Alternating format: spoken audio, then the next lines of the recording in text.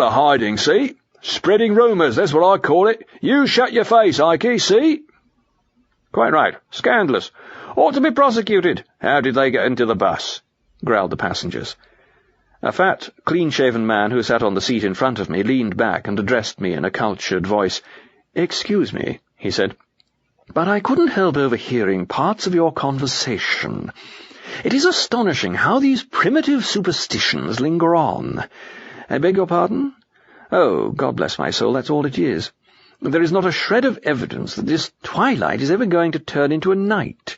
There has been a revolution of opinion on that in educated circles. I am surprised that you haven't heard of it.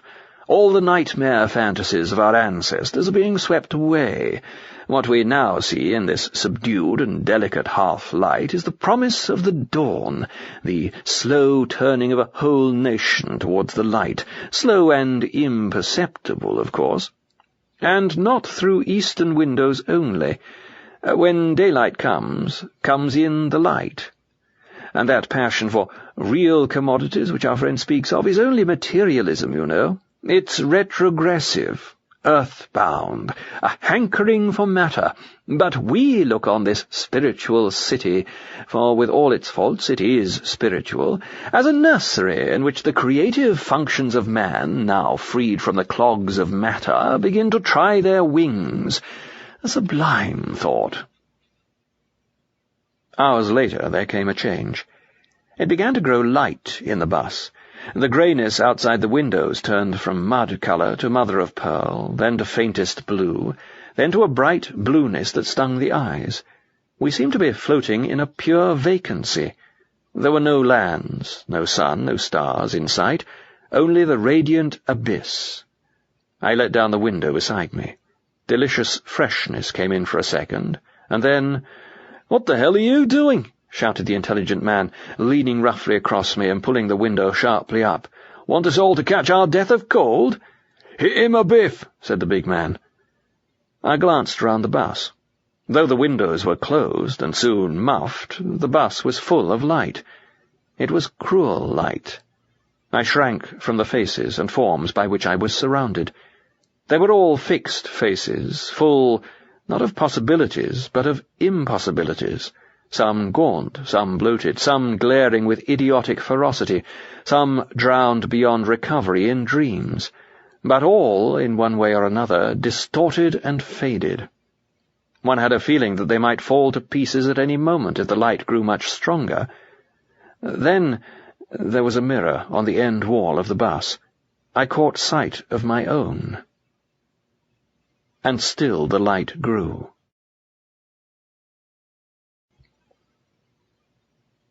Chapter 3.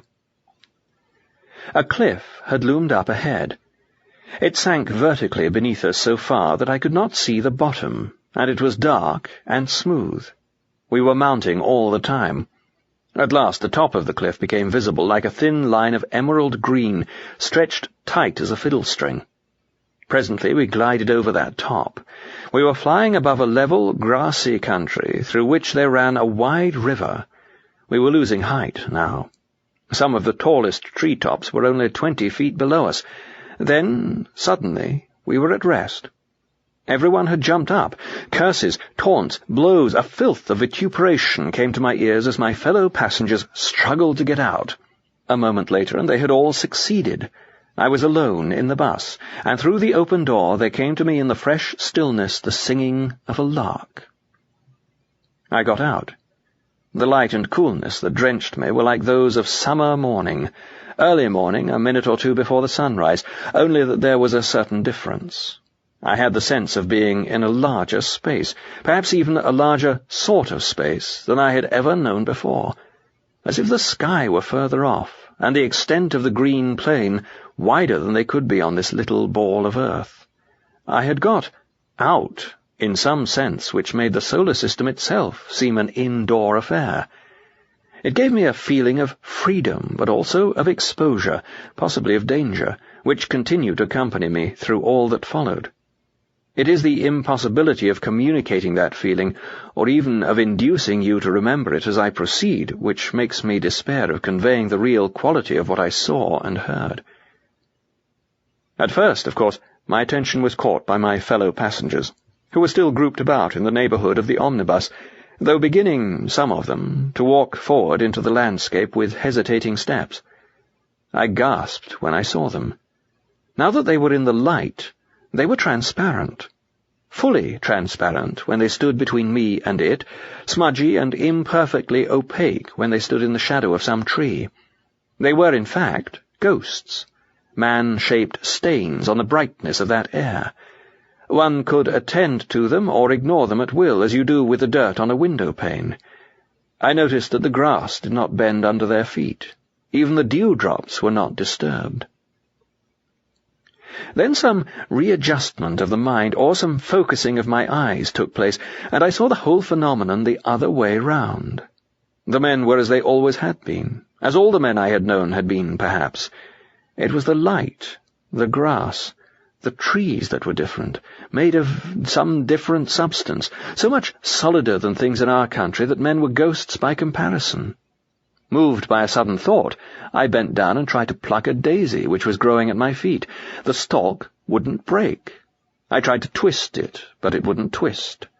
I tugged till the sweat stood out on my forehead, and I had lost most of the skin off my hands. The little flower was hard, not like wood or even like iron, but like diamond. There was a leaf, a young, tender beech leaf, lying in the grass beside it. I tried to pick the leaf up. My heart almost cracked with the effort, and I believe I did just raise it, but I had to let it go at once. It was heavier than a sack of coal. As I stood, recovering my breath with great gasps and looking down at the daisy, I noticed that I could see the grass not only between my feet, but through them. I also was a phantom. Who will give me words to express the terror of that discovery?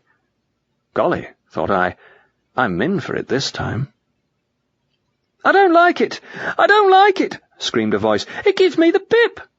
One of the ghosts had darted past me back into the bus. She never came out of it again, as far as I know. The others remained, uncertain. "Hi, mister," said the big man, addressing the driver.